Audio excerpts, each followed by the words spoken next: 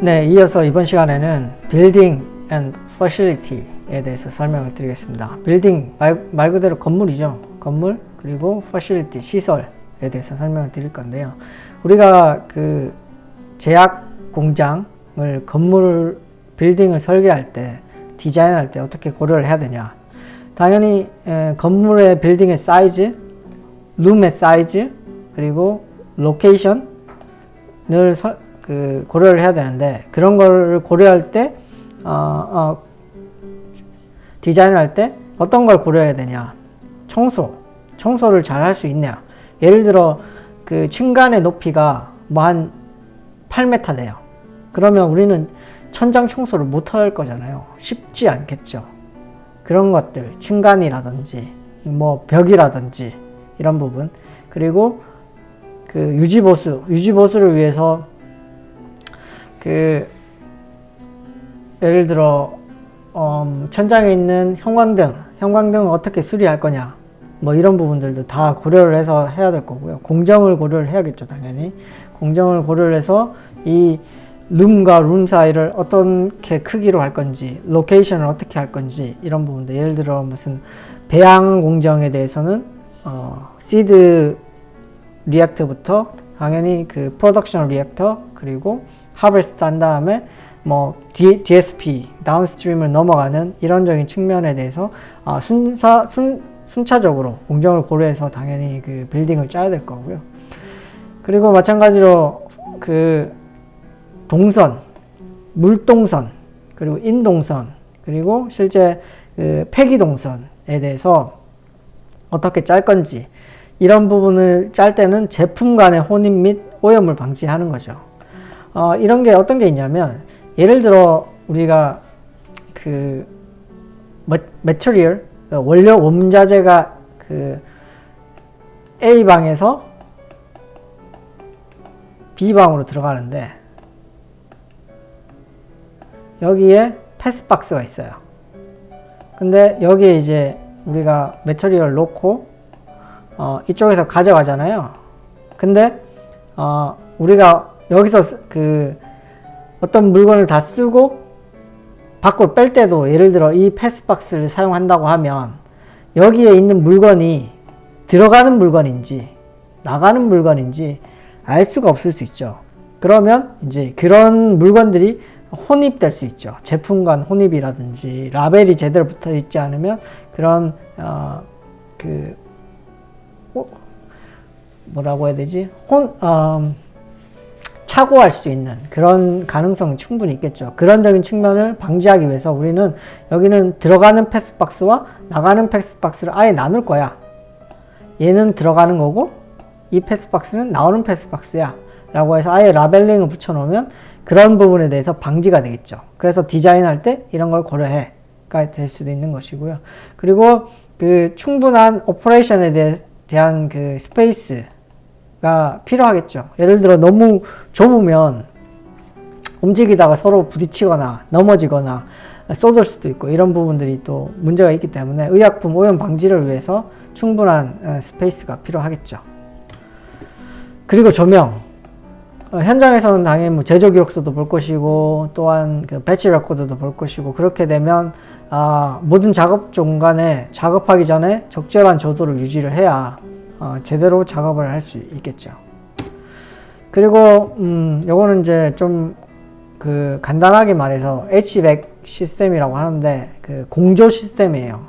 그러니까 깨끗한 공기가 들어와서 더러운 공기는 밖으로 빼내고, 플러스 이제 그 온습도도 관리하는 히팅, 벤틸레이션 앤 에어 컨디셔닝 시스템, 온습도, 청정도를 모두 관리할 수 있는 그런 시스템을 HVAC 시스템이라고 합니다. 그래서 이런 그 네 가지 항목을 컨트롤할 수 있어야 되고요. 그래서 제품의 품질에 영향을 미치는 모든 제조 지원 설비, 예를 들어 위에서는 뭐 공조만 얘기했지만 스팀이라든지 가스라든지 압축 공기, 뭐 컴프레스드 에어라고 하고, 위에서 얘기한 HVAC, 그리고 제조용수, 뭐 그 주사용수라든지 정제수라든지 이런 것들이 당연히 그 적격성 검증, 퀄리피케이션 또는 밸리데이션이 돼야 되고, 그리고 정기적으로 계속 감시가 돼야 되는 이런 부분들이 있는 거죠. 그리고 다시 이제 용수에 대해서 말씀드리면, 용수는 아까 조금 전에 말씀드렸듯이 정제수 또는 주사용수가 있는데, 우리가 이제 타겟하는 그 의약품, 예를 들어 내용고용제나 주사제나 이런 그 제품에 따라서 용수를 써야 되는 그 기준이 달라요. 그래서 이런 그 약품의 용도에 맞게 이제 정제수를 쓰던 주사용수를 쓰던 적절하게 설계를 해서 사용을 해야겠죠. 그리고 배관은 이제 기본적으로 우리가 원수라고 하는데 수돗물을 기본적으로 쓰거나 지하수를 쓸 수도 있겠죠. 그런 그 원수는 기본적으로 음용수, 마실 수 있는 그런 그레이드여야 되겠죠. 그래서 음용수 기준을 당연히 준수해야 될 거고요. 그리고 이런 그 물이 흘러가는 배관은 역류를 방지하는 장치가 존재해야 됩니다. 이게 어떤 의미냐면, 그 예를 들어 우리가 그 물을 다 쓰고 배수를 했는데 이게 배수가 되지 않고 다시 역류를 해서 작업실로 들어온다든지 이렇게 되면 당연히 안 되겠죠. 그래서 그런 부분에서 역류를 방지할 수 있는 장치가 당연히 있어야 될 거고요.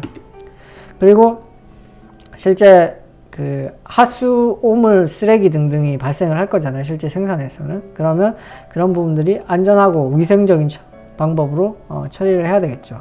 그 중에 실제 생물학적 유해 폐기물들이 있을 수 있어요. 뭐 그 균에 오염된 배지라든지 실제 배양하고 남은 그 세포 찌꺼기라든지 이런 것들은 바이오 해자드 웨이스트라고 해서 생물학적 유해 폐기물로 뭐 장갑도 될 수도 있을 거고 실험복도 될 수 있을 거고 이런 것들을 이제 다 착용을 하고 그 튜브나 병 폐기 시에 당연히 뚜껑을 닫아야겠죠.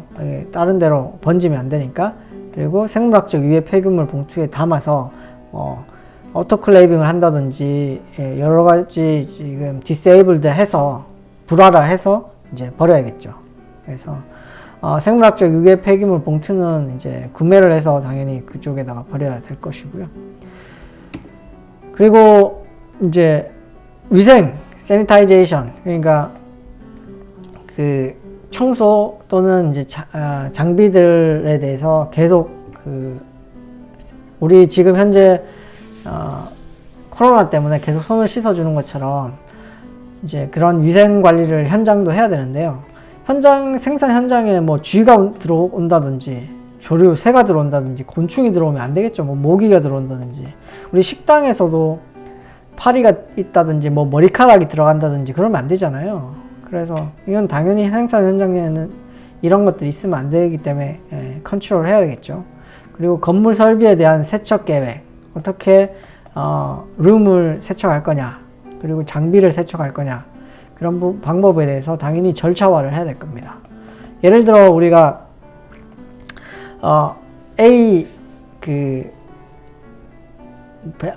탱크를 세척을 하는데 이 세척이 제대로 될 수 있는 사이클을 짜야 될 것이고 그런 걸 검증을 해야 될 거고 그런 검증된 방법을 SOP에 명시화해서 그 명시화된 방법으로 세척을 하도록 그렇게 절차화가 돼 있어야 될 거고요. 실제 그 빌딩 앤 퍼실리티도 메인터넌스를 해야겠죠. 뭐 예를 들어 비가 샌다든지 이런적인 측면, 그리고 그 HVAC 시설에 예를 들어 무슨 필터가 문제가 생기면 당연히 필터를 갈아야 되고 그런적인 측면에서 사용 적합한 상태로 정비, 유지가 당연히 돼야 될 거고 그 관련해선 SOP 절차화가 돼 있어야 될 거죠.